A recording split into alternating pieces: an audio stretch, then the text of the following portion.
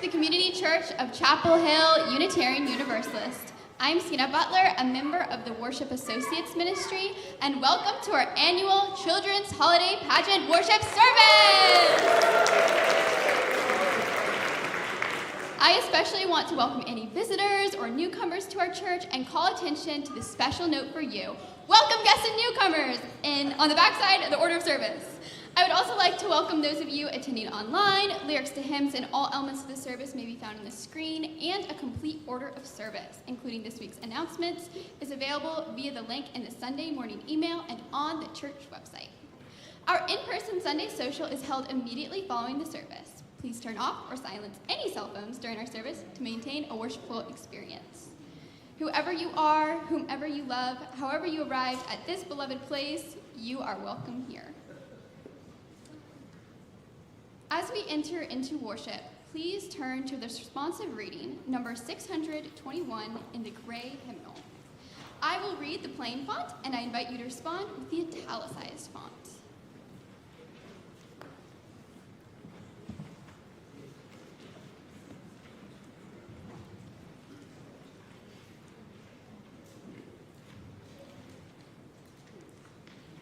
They told me that when Jesus was born, a star appeared in the heavens above the place where the young child lay.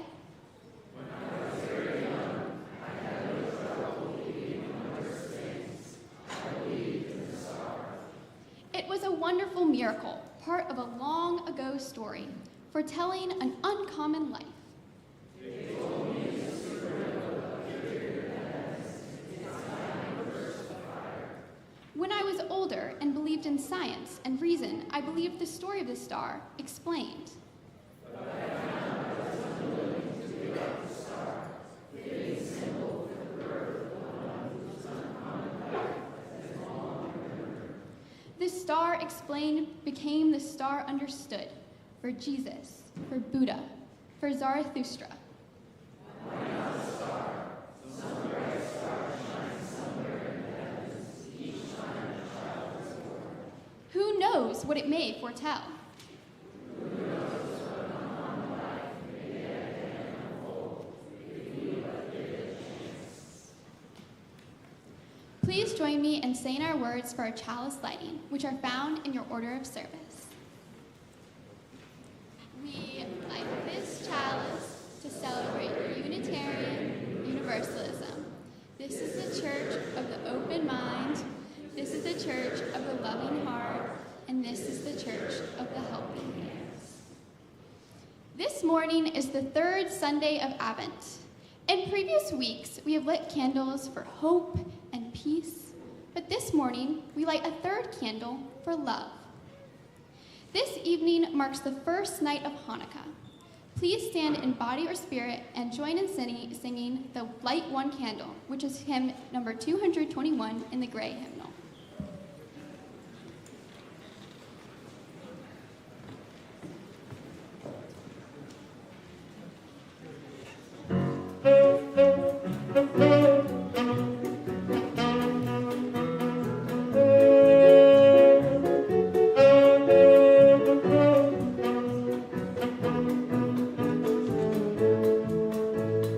Light one candle for the Maccabee children, with thanks to their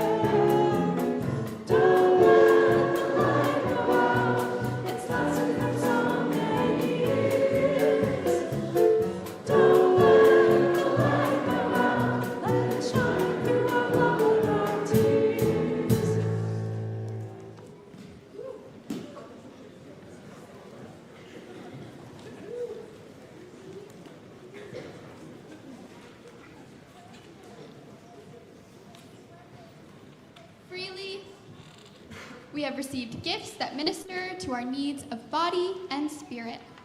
Gladly, we bring to our church and a wide concerns a portion of this bounty. If you wish to donate online, there's a QR code on the back of your order of service, and there's information on the church's website. We will now receive the morning offering.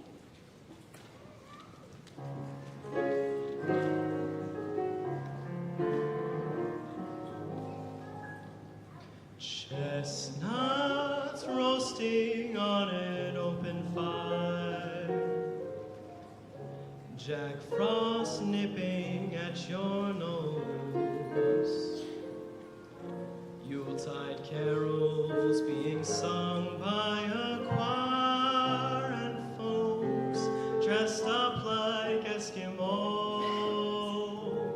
Everybody knows that turkey and some mistletoe help to make the season bright. Tiny tots with their eyes all aglow will find it hard to sleep tonight. They know that Santa's on his way.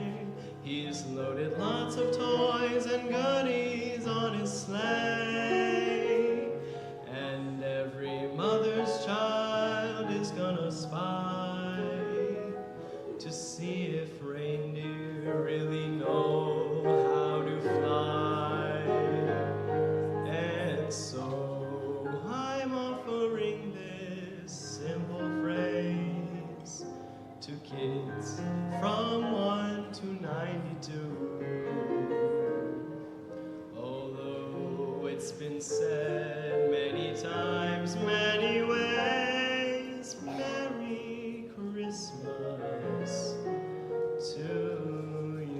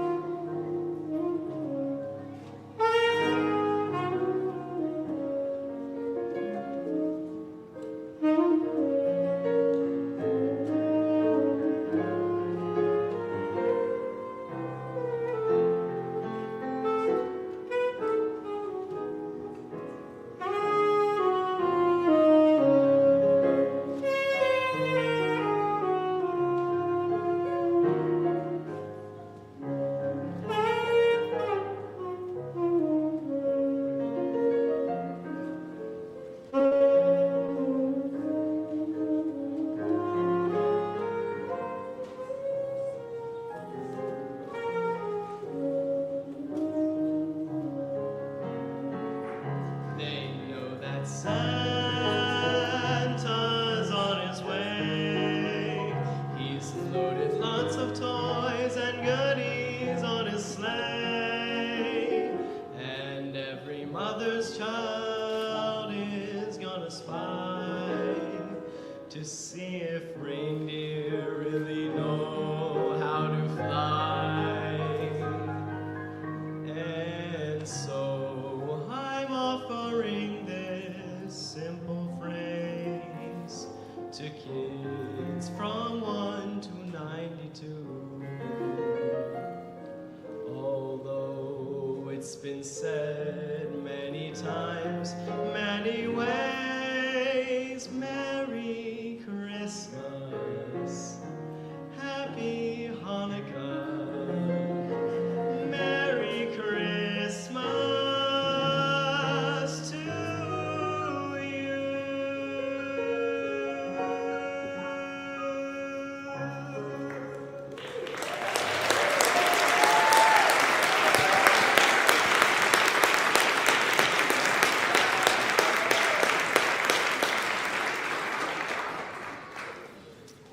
Religion is, after all, a web of symbols and metaphors, stories and rituals.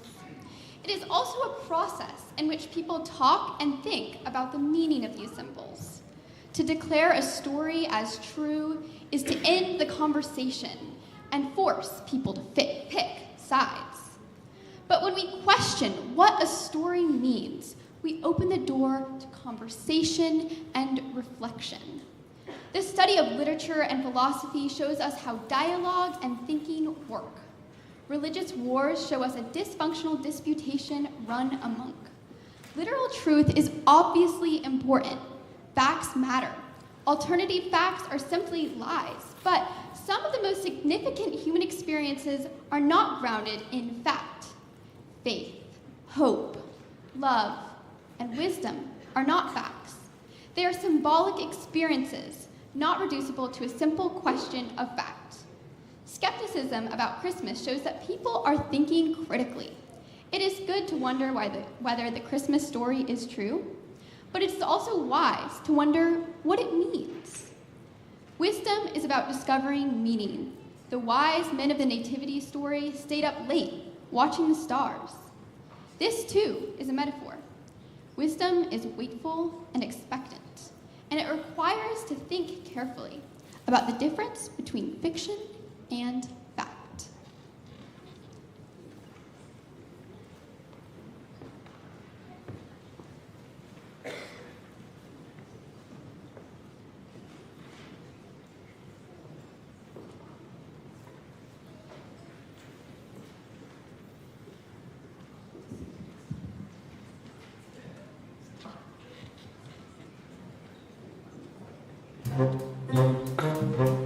Welcome to a special holiday episode of Community Church Mythbusters, where our intrepid quartet, Thomas, Yvonne, Martin, and Hannah, rebrand themselves as ChristMythbusters and go in search of the truth behind some of our most cherished Christmas origin stories.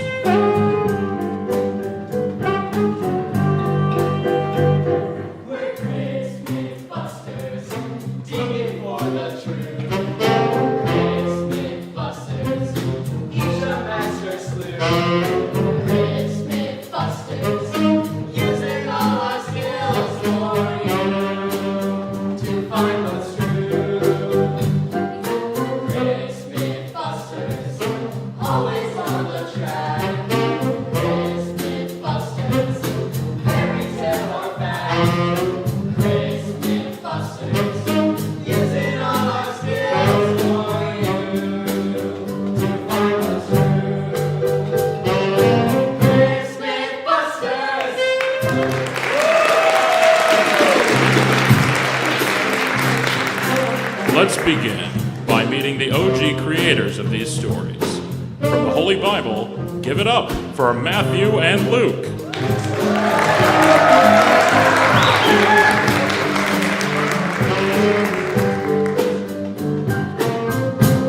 Welcome to both of you. To get us started, please read to us what you've written concerning the genealogy of Jesus of Nazareth.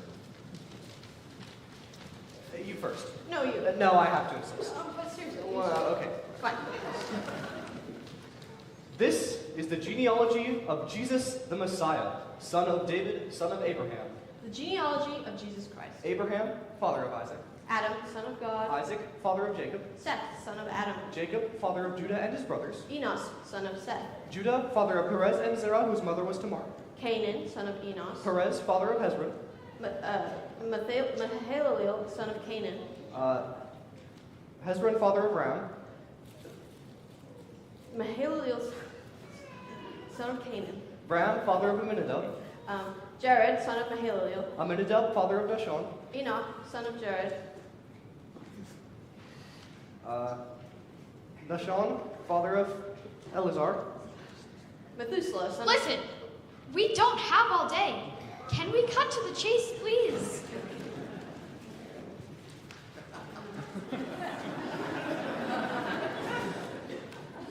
Elihud, father of Eleazar. Melchi, son of Jonai. Eleazar, father of Matan. Levi, son of Melchi. Matan, father of Jacob. Mathat, son of Levi. Jacob, father of Joseph, husband of Mary. Eli, son of Mathat. And Mary, the mother of Jesus, who is called the Messiah. Joseph, son of Eli, and Jesus, son, as was supposed, of Joseph. Okay, this isn't making any sense. You are both reciting the genealogy of Jesus, yet you have two completely different sets of names. Explain. Well, I'm tracing the lineage of Joseph. And me, the heritage of Mary. Well, actually, no. Some people think I'm tracing the actual lineage, while Luke. I trace the lineage through what are called levirate marriages, where the brother of a man marries his wife if the man dies. And then, if they have a son together, he is still the son of the dead husband. So, Wow, that's really a stretch. And Matthew, yours neatly lines up in groups of 14, right? Correct. Kind of cool, right? Awesome. I don't know. If you look at this from a logical perspective, you might think you just made all this up to convince everyone that Jesus was the Messiah Or Christ in Greek. and deserved to be worshipped as such. well, sure, that's a nice byproduct, but we stand by our respective lineages. Agreed. Swear on the Bible. Well, You can see why we took on this assignment. There's plenty to examine. This morning, we'll look at the Christmas story through the lens of science, common sense, and the historical record. Our goal is not to cheapen or lessen the impact Jesus of Nazareth had on our culture and world, but to put the story of his birth and early days into perspective. Because in the end, it doesn't matter if the Christmas story is invented or literal truth. What matters is what Jesus said and did. His call for us to love indiscriminately, to show compassion for all beings, and to speak truth to power. For as the great theologian Howard Thurman wrote, we must distinguish between the religion about Jesus, what Christianity has become, and the religion of Jesus, what Jesus himself actually lived and taught.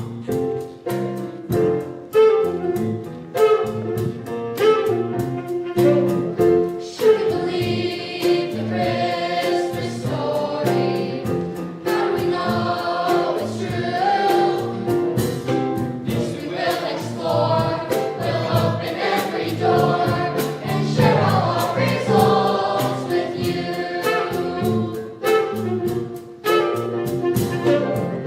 Where do we learn the Christmas story? Where does it all start out? There's Matthew and there's Luke, like UNC and Duke.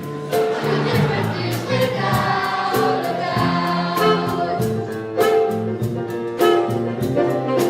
What about the birth of John the Baptist? How did Mary's pregnancy occur?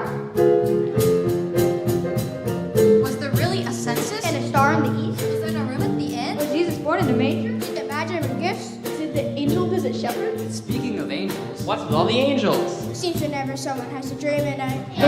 Every time they need to move the plot along. Someone needs to make a big decision. Angels, angels here, angels there, angels everywhere. So, should we believe the Christmas story? It doesn't matter at all.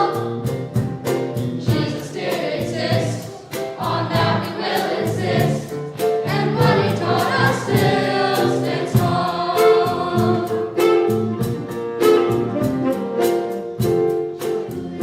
Should we believe the Christmas story? Should we believe the Christmas story? Should we believe the Christmas story? Let's explore the Christmas story.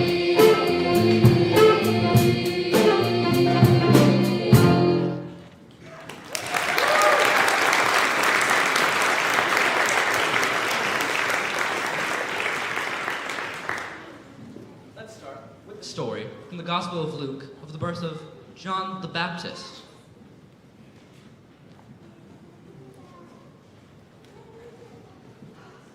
After all these years, Zechariah, I still yearn for us to have a child of our own. But I'm old now, and it will likely never happen. Elizabeth, I too long for a child. I'm going to the temple today to pray. I'll include our longing for a child in my prayers. Who knows what may happen?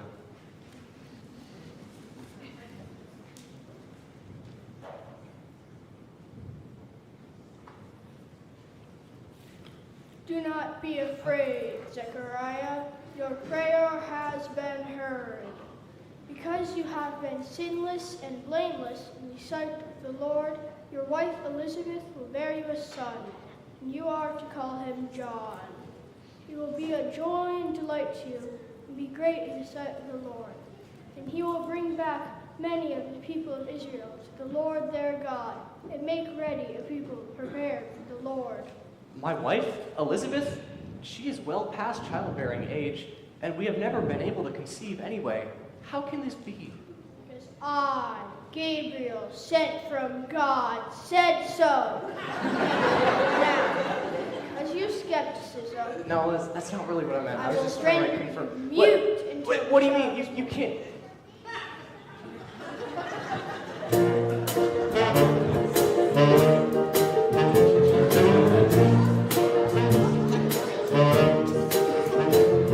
Speak up, Zechariah, tell us what went wrong. You went into the temple, now your voice is gone. Something must have happened, you've been there so long. So speak up, Zechariah, tell us what went wrong. Speak up, speak up, speak up. Zechariah, speak up, speak up, speak up. Zechariah, speak up, speak up, speak up. Zechariah, speak up, Zechariah, tell us what went wrong.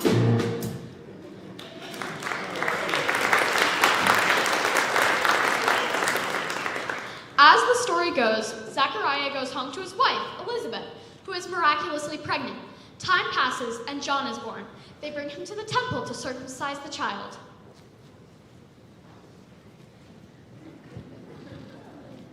It's been 8 days, Elizabeth. It's time to circumcise and give the boy a name. Yes, tradition has it that he'd be named after the father, so his name will be Zechariah Jr. No, his name will be John. But there's none in your family who has a name like that. Why would you pick that name? Zechariah talks some sense into your wife. He should be named Zechariah. It's natural and right.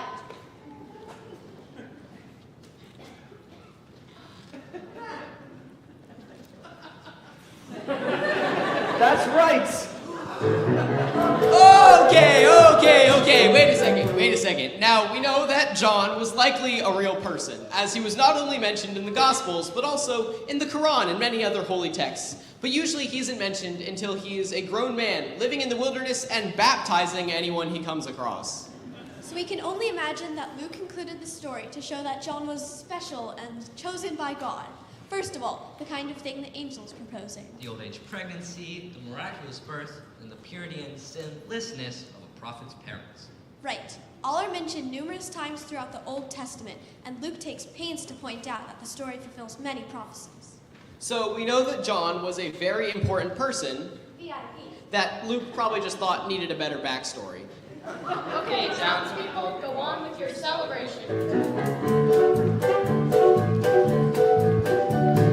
Praise the Lord, my silent days are past. The angels sold his speech, but gave it back to him at last. Praise the Lord, and praise his lovely wife, who bore this baby boy and brought the Spirit to his life. Praise the Lord, the prophecies were right.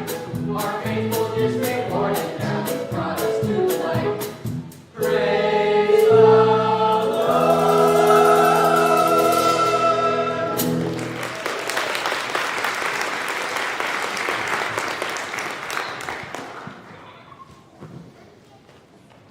Now, let's check in on Mary and Joseph. They're recently married, Or maybe just engaged. and Mary has been visited by another angel of the Lord. Joseph, an angel of the Lord came to me and said that I will become pregnant with a child that will save the people of Israel. And behold, I am. Mary, I must remain faithful to the law, but I do not want to expose you to public disgrace, so I'll divorce you quietly. Good night.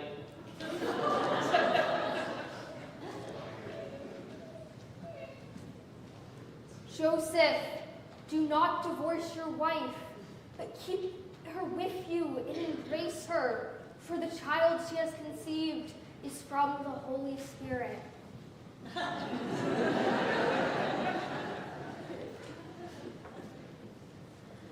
Mary, I too was visited by an angel. It told me to embrace you and the child within you. So I shall.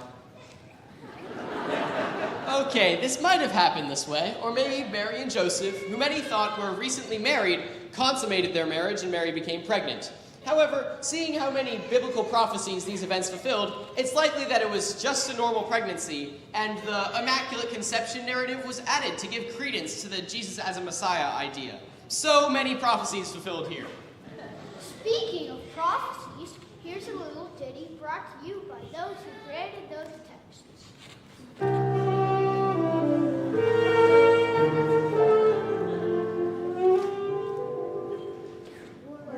Prophets of the Old Testament, and they lived a long time ago. We have a lot of books they say have come from God, though at the time we didn't know. We're the prophets of the Old Testament, and we prophesied with great intent. We often spoke of dreams or warned of things to come that many thought were heaven sent. Isaiah's my name, I've had the most fame. I've all over Handel's Messiah, it's true.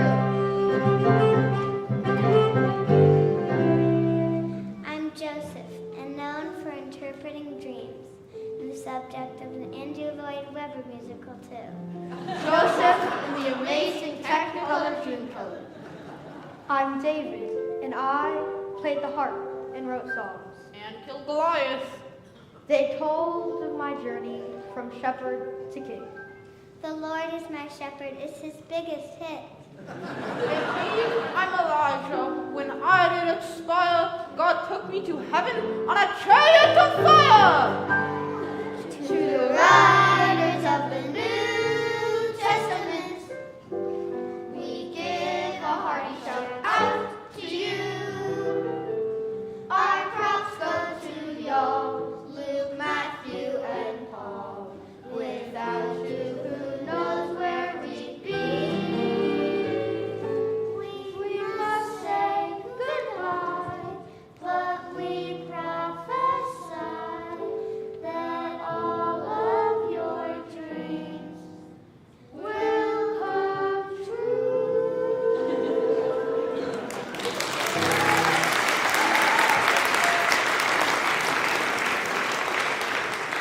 Well, thank you. Very enlightening and prophetic. Anyway, back to our story. The three magi are traveling to Jerusalem as they've just seen an unusual star rise in the east, have decided to follow it.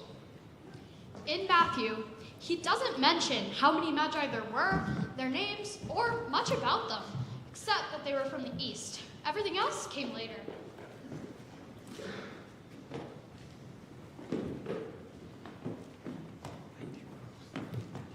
We've been at this for a long time. We've counseled kings, interpret dreams for rulers, provide divination for priests and religious figures. But we've never seen anything quite like this star. It's probably the one mentioned in the prophecy about the birth of the King of the Jews. True. We should travel to Jerusalem and ask around. See if anyone else knows what might be going on. Let's get to it then. They travel to Jerusalem, and when they get there, Melchior stops a passerby. Where is the one who has been born King of the Jews? We saw the star when it rose, and have come to worship him. I have no idea what you're talking about.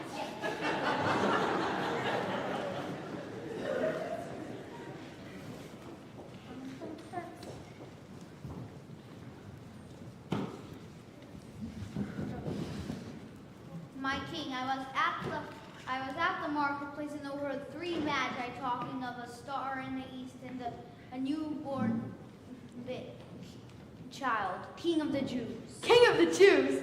There is no king but Herod. Who would say such a thing? Well, the prophets do say, but you, Bethlehem, in the land of Judah, although no one is least among the rulers of Judah, that out of you will come a ruler who has shepherded my people Israel. We should do something about this child, king, or else your power may be diminished.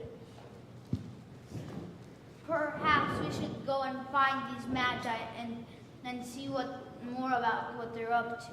Excellent idea. Soldiers, go and find these magi and bring them to me.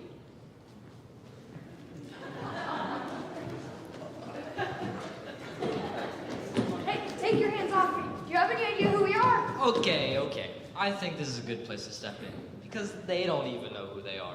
And although this is a great story, it's probably not true.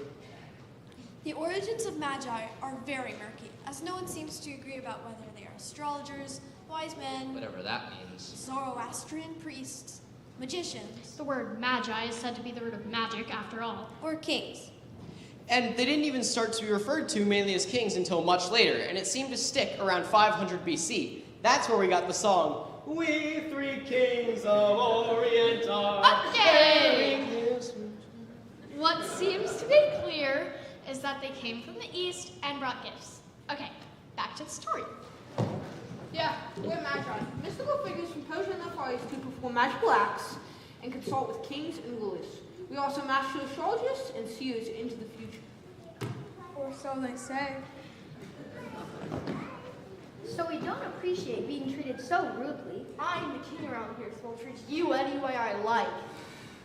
So why have you come to Jerusalem? What about this star that appeared in the east? We were looking in the night sky and we saw a star rise in the east we'd never seen before. And certain prophecies seemed to portend a birth of a great personage, a king of the Jews. So naturally, we wanted to know where it came from. Star in the personage. And it all seemed to originate in Jerusalem, so off we went.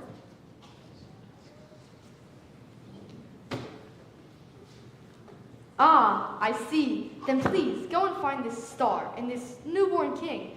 When you do, come back to me immediately and tell me where he is so I can go worship him too. Again, great story, but probably not true.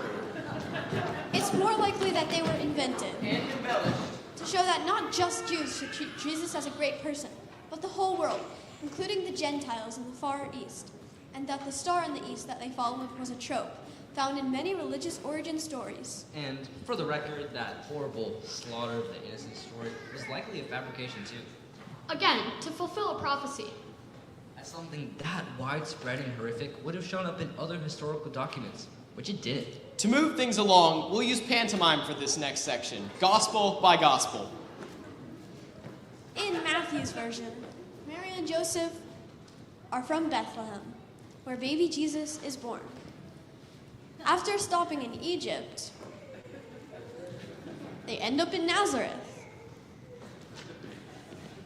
because they're fleeing persecution from King Herod, who died and was replaced by an even meaner king. Of course, this involves another angel bringing the news. In Luke's account, Jesus' family is from Nazareth. It only goes to Bethlehem because of a Roman census, which, by all accounts, never happened. These aren't just uncomplimentary accounts, they're contradictory. But both gospel writers say that Jesus was actually from Bethlehem because both faced a significant problem. The Hebrew Bible prophesies that their greatest king will come from there, David. Jesus, however, is referred to over and over throughout the New Testament as being Jesus of Nazareth. In fact, outside these 4 chapters, the word Bethlehem only appears in one other verse. Scholars see this as a plausible reason why gospel writers would make up a whole birth story for Jesus. They need to explain to a skeptical audience familiar with the prophecy that Jesus was actually from Bethlehem. So, somehow or another, Jesus Of Nazareth is born in Bethlehem. And, for reasons only known to Luke, an angel of the Lord decides to go to a nearby field and tell this to a group of shepherds and their sheep.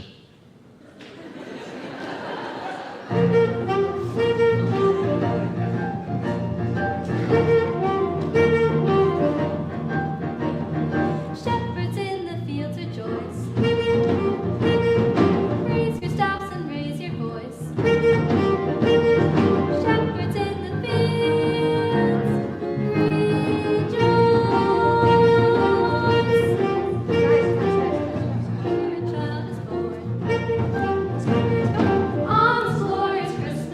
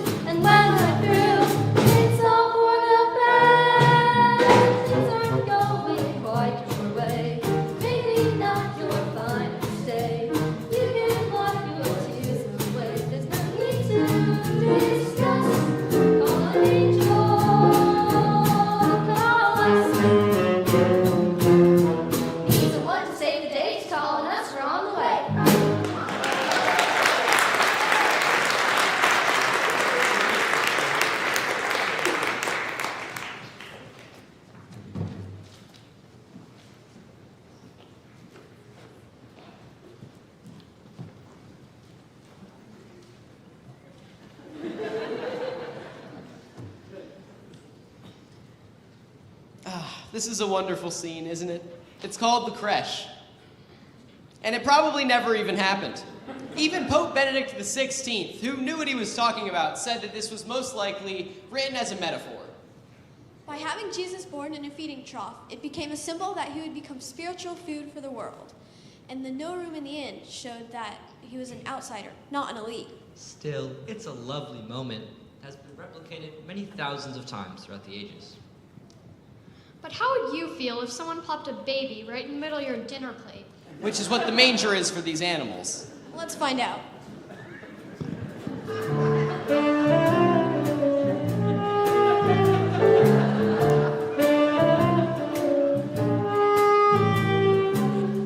Were the animals in the stable? And there's a baby where we get our food. We're hungry, thirsty, tired and annoyed, but mostly we're not in the mood. Were the animals in the stable? And there's a manger where we're supposed to eat, but someone's in there. We are not amused.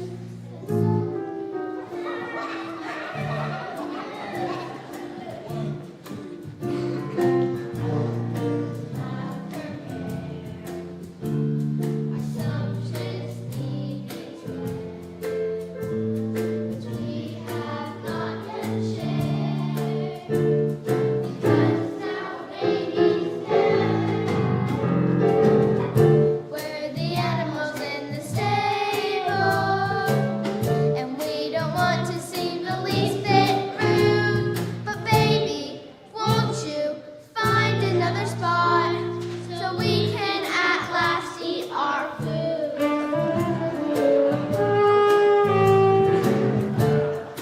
Animals in the stable, and you're hogging our dinner table.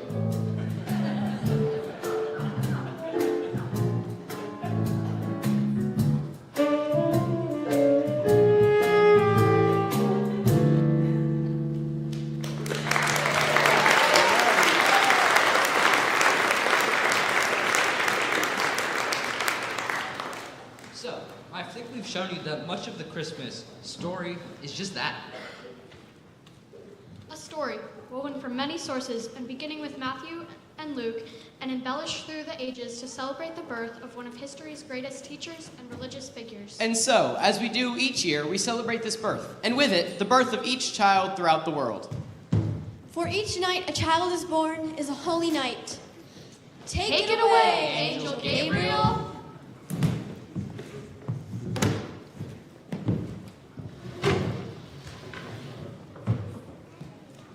Come one, come all, and bring your gifts to this beautiful child. For a new hope has entered this world. Enter and rejoice.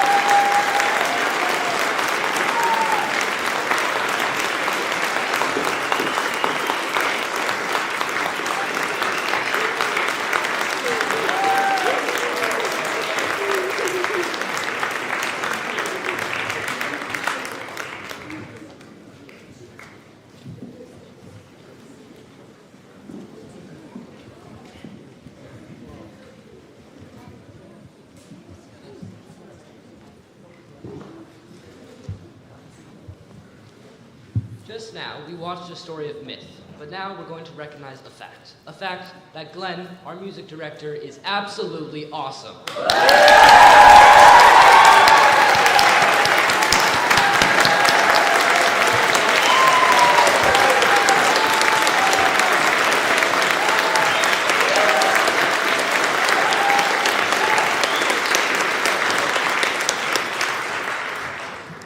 He goes above and beyond in everything he does. He writes us a new Christmas pageant every year and directs the musical every other year. We wanted to say thank you so much for all the work you put in over your long time here at the church, and we have something for you. We have this puzzle, and when you look at it, I hope you will always remember us, because we will always remember you as the best director ever.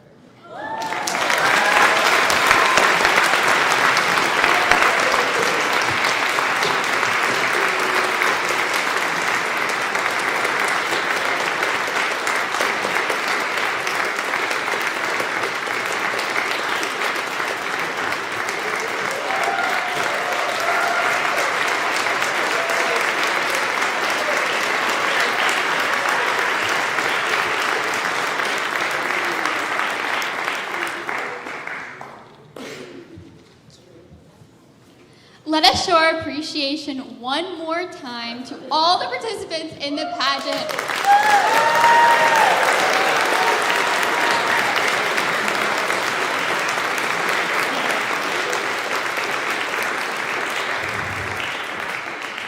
Please rise in body or spirit and join in singing Go Tell It on the Mountain, which is number 239 in the gray hymnal.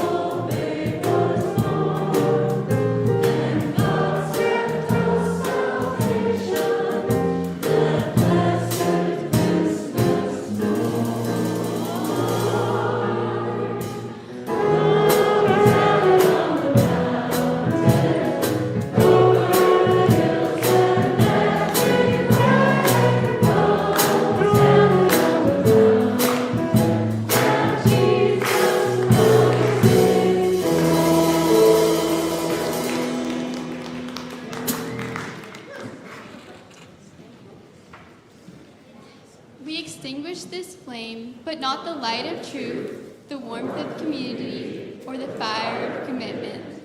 These we carry in our hearts until we are together again. Let us give thanks to everyone who helped make this a wonderful service.